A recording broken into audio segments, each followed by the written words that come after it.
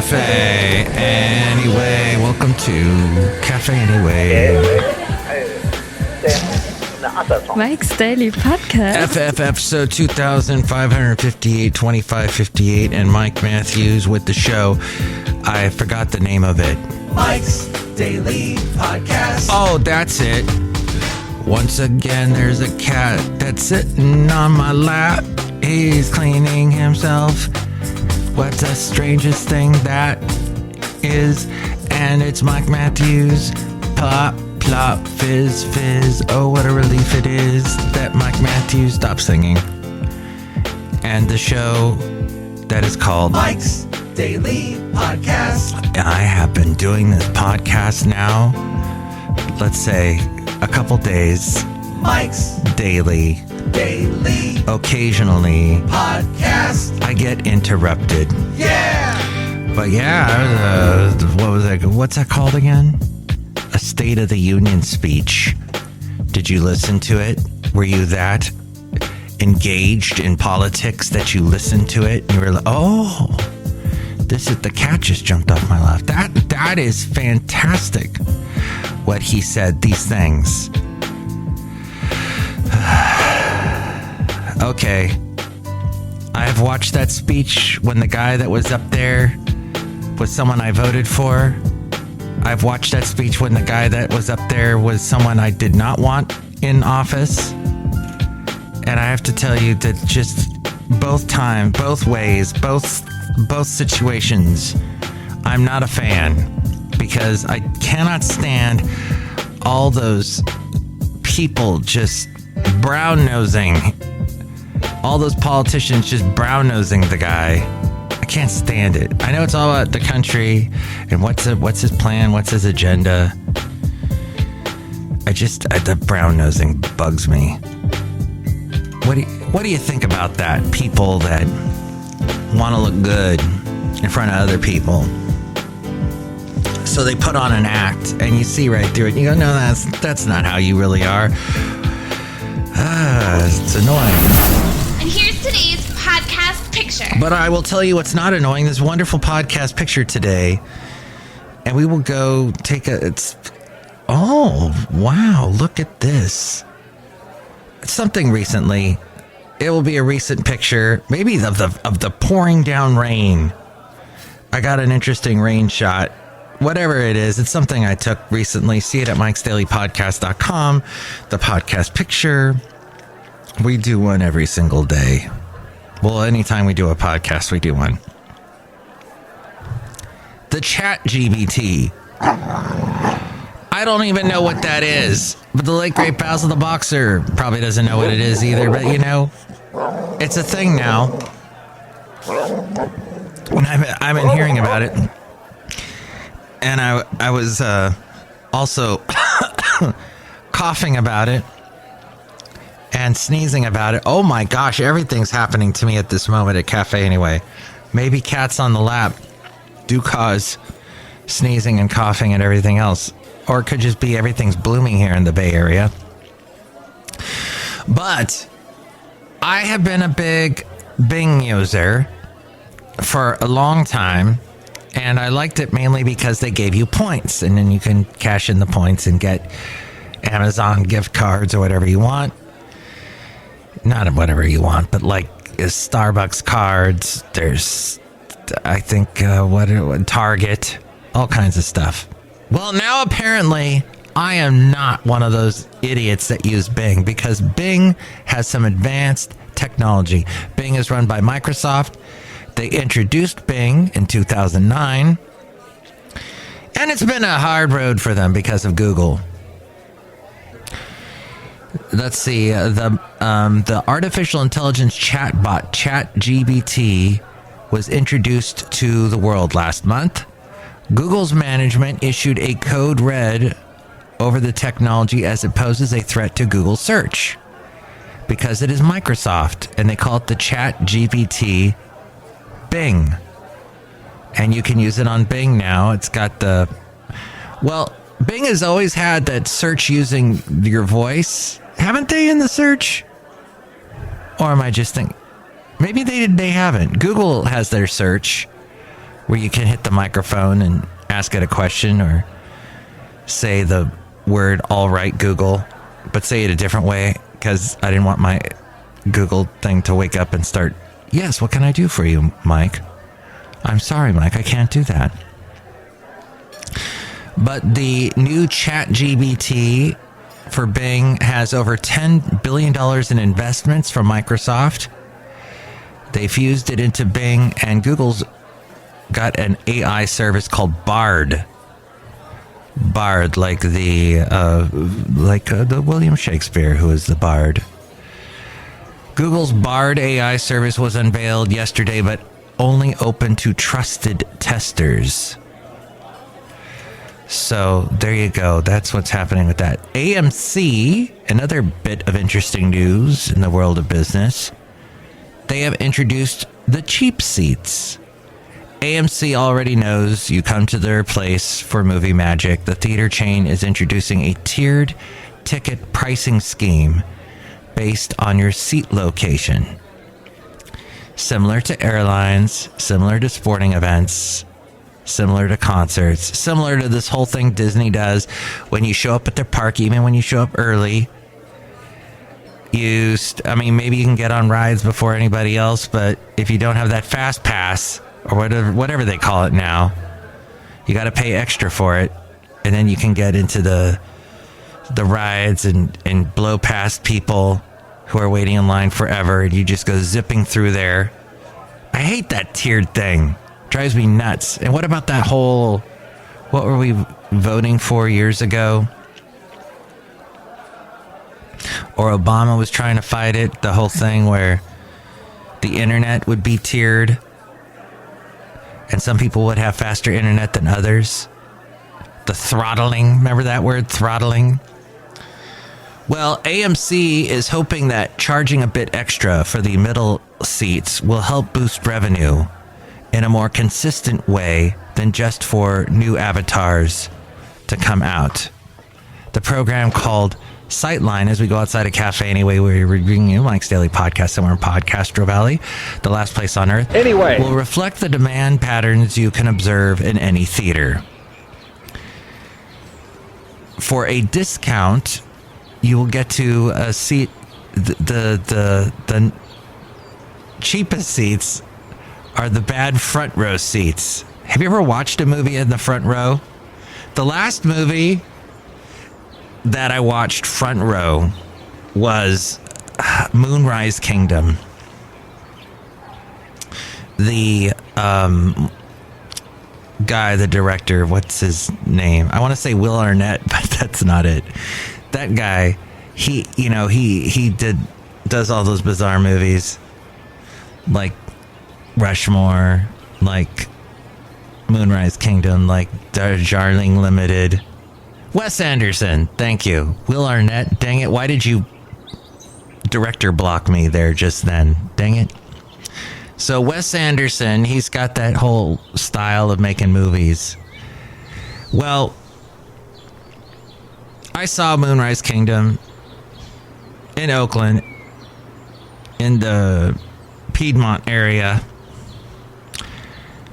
and the only seats were in the front row, and it was too much. Wes Anderson movies are too much to watch anyway on a regular screen. On a TV screen, they're hard to watch, but to sit front row with your face pressed up against the screen, not the best. Then so that's value is what AMC is calling that. Then there's standard, which is common seats, just everybody's regular seats for the traditional ticket price. And then there's preferred. And guess what that is? The good middle seats that fill up first for a premium price. Back in the day, you were able to just walk in and get those. Well, let's go to the movie theater early so we got a good seat. Well, now you pay extra and you get the good seat. What movie you're seeing does not affect the price, according to AMC. The chain can't vary prices of individual films because tickets are priced by a contract between studios and theaters.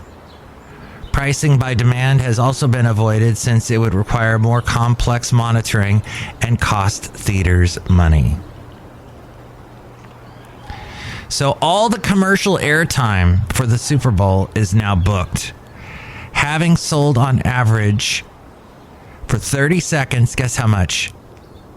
$6 million for a 30-second spot. So you're going to watch some of these commercials, and we call them spots in the radio world. But yeah, some of these commercials are going to be what, like 2 or 3 minutes? Add that up. Crypto is out and alcohol is in this year, apparently, for the Super Bowl ads. Nintendo cut sales forecast for its aging Switch console after disappointing holiday season, apparently. And Bed Bath & Beyond stock is down again. It's down 45% after announcing plans to raise as much as $1 billion while trying to fend off bankruptcy. That's going on in the business world. 99 Luft balloons. I heard some expert today say we shouldn't call them balloons. Balloons are like at a party. The thing that China sent over was an airship. There's probably going to be an even more fancier way of saying that.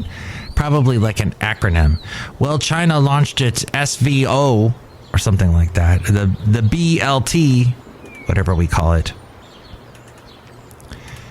And finally, this little bit of news about Minnesota. They are pondering a bill to become a trans refuge state.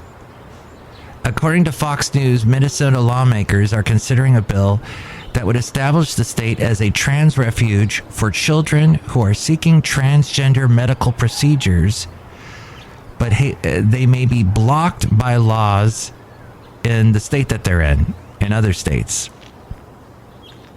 The legislation was introduced by Representative Lee Finke of the Democrat Farmer Labor Party. The bill is designed to provide alternating sex change procedures to minors who live in states that restrict gender-affirming care. Finke is the first openly transgender person to serve in the state legislature and said the bill is a desperate need for her community. I was thinking about it today, and young people getting major, huge surgeries to change their gender, or introducing chemicals into their bodies to change gender. And then the parents, are the parents responsible for that? Or when they turn 18, is that okay? Or can young people, the question goes back so far in time. Like, are young people allowed to smoke? Are young people allowed to drink? Are young people allowed to get tattoos? What are young people allowed to do? The common thought is young people can't make decisions for themselves yet because they're young and they're dumb. And how many stupid decisions choices did we make when we were young that we regretted later? But a lot of us still can't make good decisions. So, decision making, young people, it's a tale as old as time. As the little teapot sang in that song, that movie, or was it the candlestick? No, it was the teapot. It was Celine Dion and Peabo Bryson, wasn't it? And the Mrs. Jessica Fletcher. Oh, that's right. Murder, She Wrote was a great show. I watched it all the time. Except for when the episodes didn't have Tom Bosley. I loved those Boston accents. Or no, they were supposed to be New England accents in the show Murder, She Wrote. But as much as I loved Murder, She Wrote, No one can hold a candle to Lumiere. He was the best because he was later on Law and Order. And nothing can hold a candle to Scarecrow and Mrs. King. Okay, I'm done with all this. Look who else is here outside a cafe anyway. By the way, did you like the picture of Rocky the cat in the bag yesterday? The cat in the bag? Oh, maybe I'll have a great picture like that in today's podcast picture. You'll just have to go check and see at MikesDailyPodcast.com. Look who's here. Hello, Mike Matthews. It's Chely Shoehart, gift shop supervisor. I liked Disney cartoons, Mike Matthews. You did? Which one was your favorite? The Rescuers. The Rescuers, right. Suzanne Plachette and Bob Newhart, wasn't it? No, it was that was the Bob Newhart show. It was Bob Newhart and Zsa Zsa Gabor or Ava Gabor. I think it was Ava Gabor. Anyway, yeah, I don't know who was in it except there was like a albatross, Mike Matthews. Orville, yes. Orville the albatross. Look who else is here. Oh, Mike, this is Floyd the Floorman. And this is John Deere, the engineer. Mike, did you get the mic stand fixed, Mike? Because it was making a lot of noise last podcast, Mike Matthews. Mm-hmm. It was making a lot of noise. And it is not making noise anymore. Oops. Oh, well, we'll have to get that fixed. Next show, it's going to be the wonderful Benita, the Disgruntled Fiddle Player, and the Brewmaster. You can tell me what you think about anything we covered today. 510-228-4640. That's area code 510 because we are in the 510 here in the East Bay, in the Bay Area, part East Bay in Podcastro Valley. 510-228-4640, and more ways to reach me is now available to you with what A-Frame is about to say. Mike's Daily Podcast is written and produced and performed by Mike Matthews. His podcast is super easy to find. Download or listen to his show and read his blog at MikesDailyPodcast.com. Email Mike now at MikesDailyPodcast@gmail.com. See you tomorrow. Bye! And here's just a little program note. I will probably not be bringing you a daily podcast. Thus, the name daily will not fit. But, I hear somebody using a blender outside a cafe anyway. What is this, the Love Boat? Is Isaac out here making us a drink, making us a pina colada? No, I won't be bringing you podcasts for the next couple of days because I got a lot of stuff going on at work, but I will try to bring you one again very soon. And you can get caught up in all the past podcasts. How about that? All those podcasts and podcast pictures and everything else, Mike's Daily Podcasty, can be found at MikesDailyPodcast.com.